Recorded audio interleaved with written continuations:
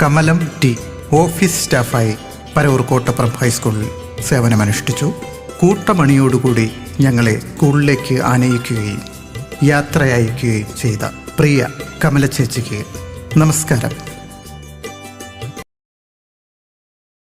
നമ്മുടെ പ്രിയ കമല ചേച്ചിക്ക് പൊന്നാട സമർപ്പിക്കുന്നു ശ്രീ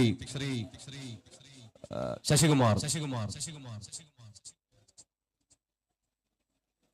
ഞങ്ങളുടെ ഗ്രൂപ്പിന്റെ മൊമന്റോ സമർപ്പിക്കുന്നു ശ്രീ ഗനി.